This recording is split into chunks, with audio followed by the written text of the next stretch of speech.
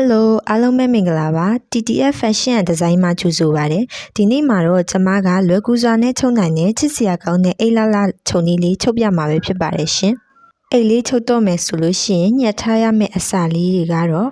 အစာလေးတွေရဲ့အရှည်ကတော့အရှည်က14လက်မအကျယ်14လက်မပဲဖြစ်ပါတယ်အရှည်14လက်မဆိုတာကကျွန်မကခောက်ညှက်ထားလို့ပေါ့နော်ဖြန့်လိုက်လို့ရှိရင်အရှည်28လက်မအကျယ်14လက်မကိုညှက်ထားပေးပါမယ်ပြီးတော့လို့ရှိရင်ကျိုးချုပ်ရန်အတွက်အရှည်ညှက်ထားပေးပါမယ်ကျိုးချုပ်ရန်အတွက်အရှည်12လက်မအကျယ်3လက်မညှက်ထားပေးပါမယ်အရှည်12လက်မအကျယ်3လက်မညှက်ထားပေးပါမယ်အရှည်7လက်မဆိုတာကကျွန်မကခောက်ပြီးတော့ညှက်ထားပေးလို့ပေါ့နော်ဖြန့်လိုက်ရင်အရှည်24လက်မအကျယ်3လက်မကိုနှစ်လွှာညှက်ထားပေးပါမယ်ဒါဆိုရင်အစာလေးတွေညှက်ပြီးသွားပြီဆိုလို့ရှိရင်ကျိုးလေးစာပြီးတော့ချုပ်ပါမယ်အရှည်24လက်မအကျယ်3လက်မကိုကျိုးလေးချုပ်ပါမယ်ပိတ်စာလေးကိုဖိုးရင်ခောက်ပြီးတော့ပေါ့နော်မိကျွေထိုးထားလိုက်အဲ့ခောက်ရိုးလေးအတိုင်းခောက်ချမှာပဲဖြစ်ပါတယ်အစာလေးကိုပိတ်စာလေးကိုပေါ့နော်ပိုရင်အလဲခောက်ရိုးလေးချိုးထားလိုက်မယ်အဲ့ဒီခောက်ရိုးလေးအတိုင်းတစ်ဖက်ကိုလည်းအညီခောက်ချမယ်နောက်တစ်ဖက်ကိုလည်းခောက်ရိုးလေးနဲ့အညီခောက်ချမယ်ခောက်ချပြီးရင်ခောက်ပြီးရဲ့နှစ်ဖက်ကိုပေါ့နော်ပိုးပြီးတော့ချုပ်ပေးပါမယ်ဒါဆိုရင်တော့ကျိုးလေးခောက်ပြီးရဲ့နှစ်ဖက်ကိုပေါ့နော်ချုပ်လာပေးပါမယ်ချုပ်တဲ့အချိန်မှာတော့နှစ်ခါပူအဲ့လိုမျိုးပေါ့နော်ဟိုဘက်ဒီဘက်ပူးတဲ့အချိန်မှာတခြားလေးပေါ့နော်မလွတ်အောင်လို့တခြားလေးဖိပြီးတော့ချုပ်လာပေးပါမယ်ခောက်တဲ့အရာလေးကိုလည်းညီညီလေးနဲ့ပေါ့နော်အစာလေးကိုလည်းချုပ်တဲ့အချိန်မှာမလွတ်အောင်တခြားလေးဂယူးဆိုင်ပြီးတော့ချုပ်လာပေးပါမယ်တစ်ဖက်ကိုချုပ်ပြီးသွားလို့ရှိရင်နောက်တစ်ဖက်ကိုလည်းအလားဖိပေးပါမယ်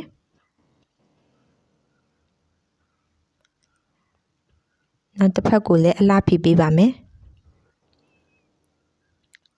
အလားဖိချုပ်ပြီးသွားလို့ရှိရင်နောက်ပိစာကိုလည်းကျိုးလေးဒီရှိကနေအတိုင်းပဲပေါ့နော်ချုပ်လာပေးပါမယ်ဒါဆိုရင်တော့ကျိုးလေးနှစ်ချောင်းလုံးချုပ်ပြီးသွားပြီဖြစ်ပါတယ်ကျိုးလေးချုပ်ပြီးသွားလို့ရှိရင်တော့ကျိုးလေးကိုပေါ့နော်အိတ်ပေါ်မှာတက်ပါတော့မယ်ကျိုးတက်ဖို့ရအတွက်အစာလေးပုံရင်ခောက်မယ်ပေါ့နော်အစာလေးခောက်တဲ့အချိန်မှာအနားလေးခောက်တဲ့အချိန်မှာလေးစိတ်အရင်မှတ်ပေးပါမယ်လေးစိတ်အရင်မှတ်ပေးပါမယ်လေးစိတ်မှတ်ပြီးသွားလို့ရှိရင်အဲ့လေးစိတ်လေးအတိုင်းခောက်ချမယ်ပြီးရင်နောက်တစ်ခေါက်ထပ်ခောက်မယ်လေးစိတ်နှစ်ခါခောက်မယ်ခောက်တဲ့အချိန်မှာမိကျွေလေးဖိပေါ့နော်ကျွန်မကတော့မီးမလာသေးတဲ့အတွက်ပင်အလေးနဲ့ထိုးပြီးတော့ချုပ်မှာပဲဖြစ်ပါတယ်ဒီစိတ်လေးကိုအညီခောက်လာပြီးတော့ပင်အလေးနဲ့ထိုးပေးပါမယ်ပင်အလေးထိုးပြီးသွားပြီဆိုလို့ရှိရင်တစ်ဖက်ကနေပြီးတော့ကျိုးတက်ဖို့ရန်အတွက်ပေါ့နော်တစ်ဖက်ကနေပြီးတော့3လက်မခွဲအမှတ်လေးမှတ်ပေးပါမယ်ပြီးလို့ရှိရင်နောက်တစ်ဖက်ကိုလည်း3လက်မခွဲအမှတ်လေးမှတ်ပေးပါမယ်ဒါဆိုရင်တော့အမှတ်လေးမှတ်ပြီးသွားလို့ရှိရင်ကျိုးတက်တော့မယ်ပေါ့နော်ကျိုးတက်တဲ့အချိန်မှာကျိုးလေးကိုတိချလေးချိန်ပါမယ်ကျိုးလေးကိုမလိမ်အောင်လို့ပေါ့နော်တိချလေးချိန်ပြီးတော့တက်ပါမယ်အဲ့ဒီအမှတ်လေးရဲ့အလဲတဝက်မှာထားပြီးတော့ကျိုးလေးကိုတက်ပေးပါမယ်ကျိုးလေးကိုတိချလေးပေါ့နော်ပင်အလေးနဲ့ချိန်ပြီးတော့ချုပ်လာပေးပါမယ်ဒါဆိုရင်တော့ကျိုးလေးထည့်ပြီးတော့ချုပ်လာပေးမယ်ပေါ့နော်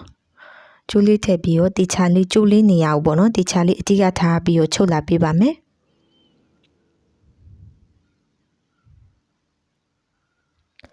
ကျိုးလေးထည့်ပြီးချုပ်လာပြီးသွားလို့ရှိရင်ကျိုးလေးကိုပေါ့နော်ဟိုဘက်ကိုလှန်ချပြီးတော့ပြန်ဖိပေးပါမယ်ကျိုးလေးကိုဟိုဘက်ကိုပြန်လှန်ချလိုက်တယ်ပေါ့နော်ပြန်လှန်ချပြီးတော့အဲကျိုးလေးကိုဖိပေးပါမယ်ကျိုးလေးကိုစောင်းသွားတာတွေမဖြစ်အောင်လို့တိချာလေးအညီလေးပင်အလေးနဲ့ပေါ့နော်ထိမ့်ပြီးတော့ချုပ်လာပေးပါမယ်ဒါဆိုရင်ပင်အလေးထိုးပြီးတော့ပေါ့နော်အပေါ်ကနေပြီးတော့ချုပ်လာပေးပါမယ်တစ်ချောင်းချုပ်လာပေးပါမယ်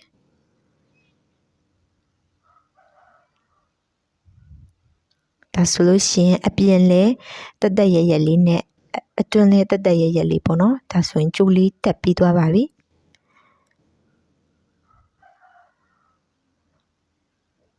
ဒါဆိုလို့ရှိရင်ခိုင်ပေါ့နော်ဖြစ်သွားကျိုးလေးတက်ပြီးသွားပါပြီ ဒီတစ်ဖက်ကိုတက်ပြီးသွားရင်လေနောက်တစ်ဖက်ကိုလည်းအလိုပဲပေါ့နော်လေးစိတ်ခောက်မယ်လေးစိတ်ခောက်ပြီးသွားလို့ရှင်သုံးလက်မခွဲအမှတ်လေးမှတ်မယ်အဲ့အမှတ်ရဲ့အလေတဝက်မှာကျိုးလေးထည့်ပြီးတော့ချုပ်လာပေးပါမယ်ဒါဆိုလို့ရှိရင်နှစ်ဖက်လုံးပေါ့နော်ကျိုးလေးထည့်ပြီးသွားပြီနှစ်ဖက်လုံးကျိုးချုပ်ပြီးသွားလို့ရှိရင်မလာချင်းအိတ်ကလေးကိုထပ်လိုက်ပါမယ်မလာချင်းပူးလိုက်ပါမယ်အိတ်ကလေးကိုမလာချင်းပူးတဲ့အချိန်မှာအပေါ်လေးကိုပေါ့နော်ကျိုးလေးကိုလည်းတိချအညီထက်အပေါ်စာလေးကိုလည်းတိချလေးညီအောင်လို့ပေါ့နော်ပင်အန်လေးနဲ့ထိန်းထားပေးပါမယ်ဒါဆိုရင်အိတ်ကလေးရဲ့အောက်အခြေကနေပြီးတော့တလက်မအမှတ်မှတ်ပေးပါမယ်အိတ်လေးရဲ့အောက်ခြေကနေပြီးတော့တလက်မအမှတ်တက်ပြီးတော့ပေါ့နော်မှတ်ပေးပါမယ်တလက်မမှတ်ပြီးသွားပြီတစ်ဖက်ကိုလည်းတလက်မတက်ပြီးသွားလို့ရှိရင်နောက်တစ်ဖက်ကိုလည်းတလက်မမှတ်ပေးပါမယ်ဒါဆိုလို့ရှိရင်နှစ်ဖက်လုံးတလက်မအမှတ်မှတ်ပေးရပါမယ်အဲ့ဒီတလက်မအမှတ်လေးတွေကိုတေချာလေးမှတ်ပြီးသွားလို့ရှိရင်တလက်မအမှတ်နှစ်မှတ်ကိုအညီထပ်လိုက်ပါမယ်တလက်မအမှတ်နှစ်မှတ်ကိုအညီယူပြီးတော့ဗောနော်ထပ်လိုက်ပါမယ်တေချာလေးထပ်မယ်ပေါ့နော်အမှတ်နှစ်မှတ်ကိုတေချာလေးထပ်ပြီးသွားလို့ရှိရင်ပင်အလေးနဲ့တေချာလေးထိန်းခဲ့ပါမယ်မိကျွေလေးဖြစ်ရင်လည်းပို့ပြီးတော့အဆင်ပြေရပေါ့နော်ကျမကတော့ပင်အလေးနဲ့ထိန်းလိုက်ပါတယ်ပင်အလေးနဲ့တေချာထိန်းပြီးသွားလို့ရှိရင်ဘေးလေးကိုနှစ်စိတ်ပူးပေးပါမယ်ဘေးလေးကိုနှစ်စိတ်အညီလေးတေချာထိန်းပြီးတော့ပူးလာပေးပါမယ်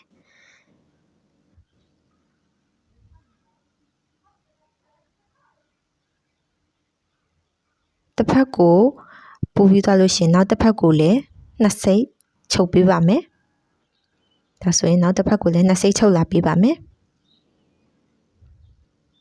ဒါလေးကတော့အိမ်မှာပေါ့နော်ရိုးဆက်လေးတစ်လုံးရှိုံနဲ့အိတ်ကလေးကို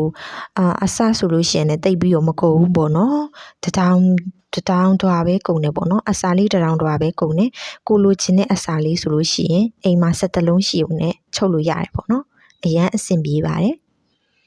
ဒါဆိုလို့ရှိရင်နှစ်စိတ်ချုပ်ပြီးသွားလို့ရှိရင်နှစ်ဖက်လုံးချုပ်ပြီးသွားရင်အဲ့အောက်အနားအောက်ကလေးမှာပေါ့နော်ဒီကက်ကြီးလေးနဲ့တောက်လာပါမယ်ကကြီးလေးနဲ့တောက်ပြီးသွားလို့ရှိရင်မလှဘက်ကိုပြန်ပြီးတော့လှန်ချပေးမယ်ပေါ့နော်မလှဘက်ကိုပြန်လှန်ပြီးတော့ဖိချုပ်ပေးအောင်မယ်ပေါ့နော်ဒါလေးကတော့မလှဘက်ကနေပြန်ပြီးတော့ငုံချုပ်ပေးမှာပေါ့နော်အိတ်ကလေးကိုအတွင်းလဲလှအပြင်လဲလှချုပ်မှာပဲဖြစ်ပါတယ်ဒါဆိုရင်မလှဘက်ကိုလှန်ပြီးသွားပြီပေါ့နော်မလှဘက်ပြန်လှန်ချပြီးသွားလို့ရှိရင်ကျမတို့ဆွမ်းနာဝန်ကအမှတ်နှစ်မှတ်ကိုပူးထားတဲ့တလက်မလေးကိုပေါ့နော်ဒီချလေးချိန်ပြီးတော့ချုပ်လာပေးပါမယ်ဘေးလေးကိုလေးစိတ်ပူးပေးပါမယ်ဒါဆိုရင်ဒီချလေးထိမ့်ပြီးတော့နော်ဘေးလေးကိုလေးစိတ်ပူးပေးပါမယ်ဒီအိတ်လေးကတော့အချိန်လဲအများကြီးပေါ့နော်မကုန်မဲနဲ့အိတ်လေးတစ်လုံးရတယ်ပေါ့နော်အရန်ချုပ်ရလို့လည်းလွယ်ပါတယ်ဘေးလေးကိုလေးစိတ်ပူးပေးပါမယ်လေးစိတ်ပူးတဲ့အချိန်မှာတော့အောက်ကအစာလေးကိုပေါ့နော်တွန်သွားတာတွေဘာတွေမရှိအောင်လို့တေချာလေးလက်ကလေးနဲ့ထိမ့်ပြီးတော့ချုပ်လာပေးပါမယ်တစ်ဖက်ကိုလေးစိတ်ပူးပြီးသွားလို့ရှိရင်နောက်တစ်ဖက်ကိုလည်းပဲလေးစိတ်ချုပ်ပေးပါမယ်ဒါဆိုလို့ရှိရင်အပြင်လဲချုပ်သားလေးရလှတယ်အတွင်းလေးလည်းလှတယ်ပေါ့နော်လေးစိတ်လေးချုပ်လာပေးပါမယ်ဒီချာလေးလက်လေးနဲ့ထိမ့်ပြီးချုပ်လာပေးပါမယ်ဒါဆိုလို့ရှိရင်လေးစိတ်လေးနှစ်ဖက်လုံးချုပ်ပြီးသွားပြီပေါ့နော်လေးစိတ်လေးနှစ်ဖက်လုံးချုပ်ပြီးသွားလို့ရှိရင်အလှဘက်ကိုပြန်ပြီးတော့လှန်ချလိုက်ပါမယ်အလှဘက်ကိုပြန်လှန်ချလိုက်မယ်ပေါ့နော်အလှဘက်ကိုပြန်လှန်ချမယ်ဒါဆိုလို့ရှိရင်အရန်လှတယ်ပေါ့နော်အိတ်လေးတစ်လုံးတော့ချုပ်လို့ပြီးသွားပါပြီအချိန်လေးလည်းအများကြီးမကုန်မင်းနဲ့ပေါ့နော်အရန်လှတဲ့အိတ်လေးတစ်လုံးရသွားပါပြီကျမကတော့အဲ့အိတ်လေးပေါ်မှာဖဲချိုးလေးချီပါအောင်မယ်ချစ်စရာကောင်းတဲ့အိတ်လေးရအောင်ပေါ့နော်ဖဲချိုးလေးချီပါအောင်မယ်ဖဲချိုးလေးချီမှာကတော့ဖဲချိုးလေးကတော့ကိုလိုချင်တဲ့အရှိညှက်ထားပေးပေါ့နော်ကျမကတော့ရှည်လေးညှက်ထားပေးတယ်ကိုလိုချင်တဲ့အရှိလေးညှက်ထားရတယ်ပေါ့နော်ပြီးတော့ဖဲချိုးလေးရဲ့အောက်မှာပေါ့နော်အောက်အခြေလေးကိုချွန်ဝိုင်းလေးညှက်ထားပေးလိုက်တယ်ပြီးရင်တော့ဖဲချိုးလေးချီပါတော့မယ် ဒါဆိုလို့ရှိရင်အရန်ချစ်စရာကောင်းတယ်ပေါ့နော်အိတ်လေးတစ်လုံးနဲ့လို့သွားပြီပေါ့နော်အရန်ချစ်စရာကောင်းတဲ့အိတ်လေးရရှိလို့တော့ပါပြီဖဲချိုးလေးကိုလှလှလေးပေါ့နော်ခြိလိုက်ပါတယ်